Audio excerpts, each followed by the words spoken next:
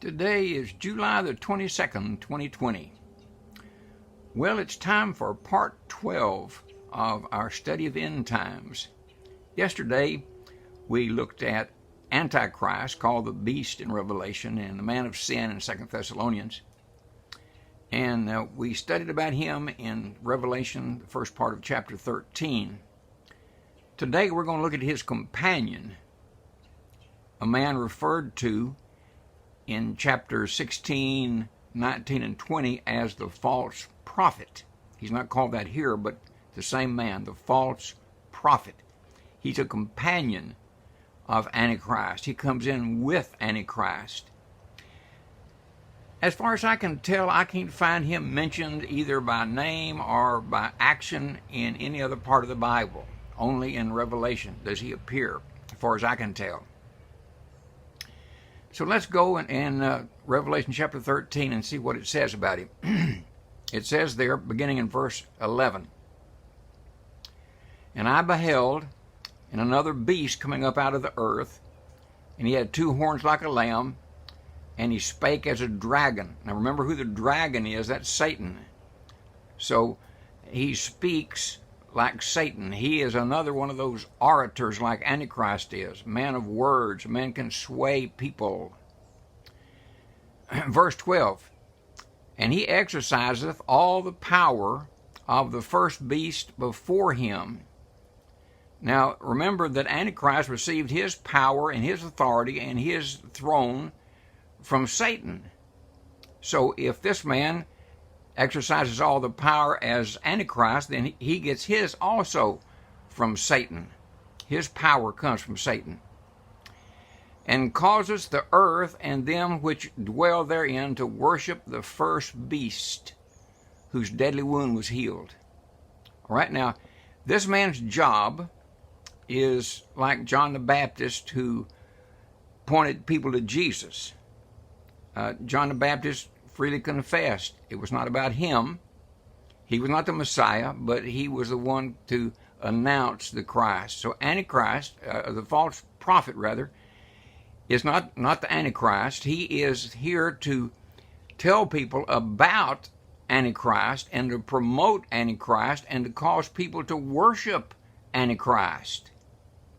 Now, if you remember, the first half of that 7-year period will be a time of peace, and then Antichrist will demand to be worshipped. And so this man comes along and also demands that people worship Antichrist. "And he doeth great wonders, so that he maketh fire come down from heaven on earth in the sight of men." Now he's going to do not just wonders, but great wonders. The word there is the word for mega wonders.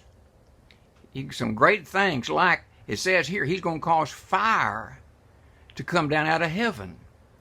Well, God did that several times, rain fire down from heaven to do things, and so this man is going to imitate God, and he's going to cause fire to fall from heaven. That'd be pretty impressive. So this man is going to be impressive. He's going to have a mouth that's going to speak great things. He's going to point people to Antichrist, to worship him.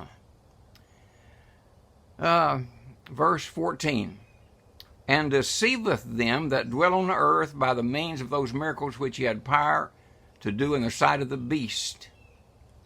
All right. He's going to deceive people. To deceive someone is to make them believe something's true that is not true. So he's going to use his miracles, his wonders, to make people believe something is true that's not true. And that is, of course, that Antichrist is God and deserves to be worshipped. And he will prove that by doing all these wonderful and glorious and great wonders and signs and miracles in the sight of the people.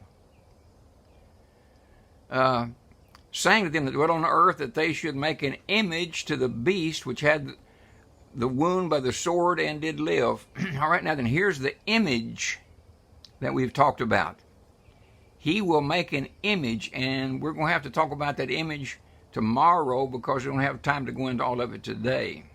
So here is the false prophet comes in with Antichrist. He is promoting Antichrist. He does great miracles. He makes people worship Antichrist. He points people to Antichrist. He's the drum beater for Antichrist. So this is the false prophet, and he is ready to set up the image of the beast in the temple, and we'll look at that in the morning. So today, I hope you have a fantastic day today.